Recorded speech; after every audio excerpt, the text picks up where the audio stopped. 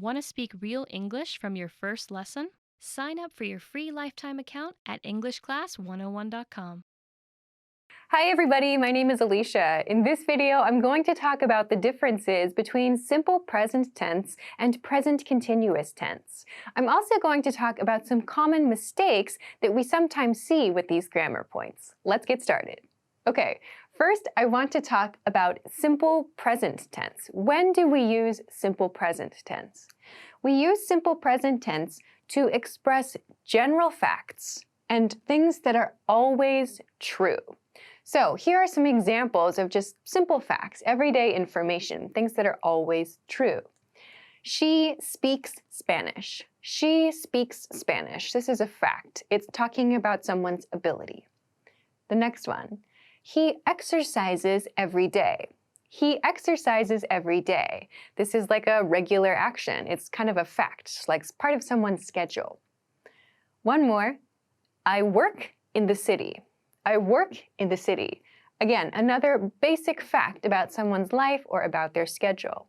So these all express something that's always true or something that's true regularly.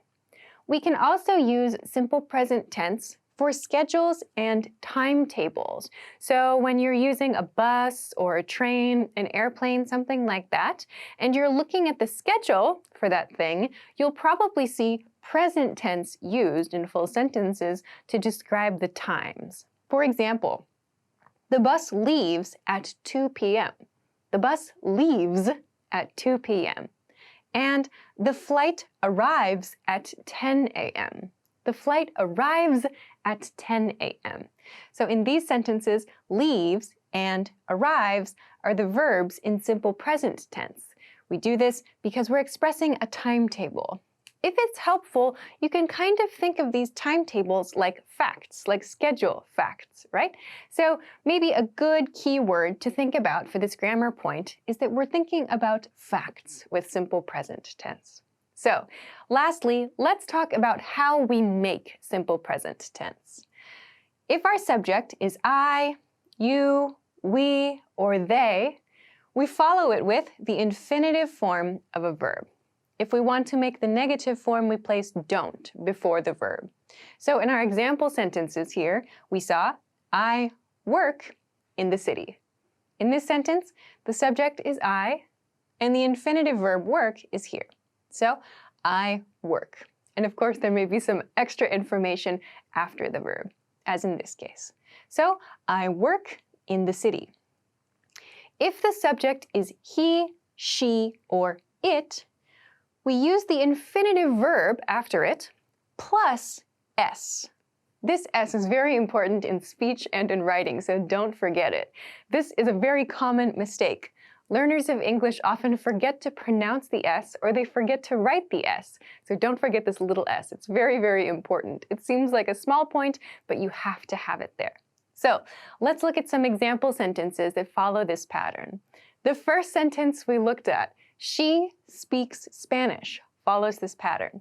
So she plus infinitive verb with an s. So the infinitive verb is speak plus s. She speaks Spanish. Here's another one. He exercise is the infinitive verb plus s means he exercises is the correct sentence. He exercises every day. And the last two, we have the bus and the flight as our subjects. So we follow this it pattern. So the bus leaves at 2 p.m. The bus leaves at 2 p.m. Or the flight arrives at 10 a.m. Okay? So the final point I want to make about this grammar point is about the negative form here in red. If you want to make a sentence negative that has the I, you, we, they pattern, or the I, you, we, they subject, use don't before the infinitive verb. For example, to make this sentence negative, we'd say, I don't work in the city. Or if the subject is different, you don't work, we don't work, they don't work in the city. So use don't plus the infinitive verb to make the negative. This point is one I want to, again, reinforce about a key difference between the positive and the negative forms. When your subject is he, she, or it, and you want to make a negative simple present tense statement, you use doesn't before the verb, but you do not include the s at the end. There is no change to the verb. So, for example, she speaks Spanish is our positive sentence. To make this negative, we would say she doesn't speak Spanish. So when you make a negative with this grammar point, you do not need to follow this S, this extra S pattern that we talked about for the positive sentence. Let's look at the next example. He exercises every day. In a negative sentence would be, he doesn't exercise every day. Our last two, the bus leaves at 2 p.m. In the negative would be, the bus doesn't leave at 2 p.m. And the flight arrives at 10 a.m. becomes, the flight doesn't arrive at 10 a.m. Okay? So again, a key point with this grammar is that we're talking about facts, things that are regular, true, part of our schedule, something that is regular, in other words. So we always know it's going to be true, or we always know that's the case. These are facts. Okay? So with this in our mind, let's compare this to present continuous tense. Present continuous tense. When should we use present continuous tense? We use this to express temporary actions or actions that are happening right now. You could understand this both ways. So a temporary action means an action that is not regular. It's an action that happens just for a short time or just for a moment even. Here are some examples. She is speaking Spanish. She is speaking Spanish. That means at this moment, she is speaking Spanish. Maybe she usually speaks English. So we would use this to express a temporary action. Another one, he is exercising. He is exercising. This means this action is happening now. He is exercising. It's temporary too. One more, I am working from home today. I am working from home today. Here we see again a temporary action. This action, am working or working, refers to something that is not usual or it's just for a short time. In this case, we see today at the end. So we know the time frame for the action. So all of these refer to something that is not typical. You might notice these follow very similar topics, or they follow very similar structures to the first group of example sentences we looked at. So both of these are 100% correct, but they communicate very different ideas. She speaks Spanish is a simple fact. We're talking about her ability. She is speaking Spanish means in this moment, she is using the Spanish language to communicate. So, depending on what you want to communicate, both of these might be correct, but you need to think about these points here. Is it a temporary action or a general fact? Okay, let's go on to the second part. We use present continuous tense for sure decisions or sure plans about the future. For example, I'm going to the forest this weekend. I'm going to the forest this weekend. Or, they're coming to the concert. They're coming to the concert. So this use here expresses that we have a plan and we have decided that plan before the conversation. So that means that there's no guessing, we're 100% about it.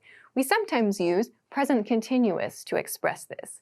You might also hear people using going to, the going to pattern, to express this kind of sure plan, but we also sometimes use present continuous to do this. It's kind of up to the speaker to decide, so you can decide whichever feels the most comfortable for you. They're both 100% correct. Okay, now let's take a look at how we make a present continuous sentence.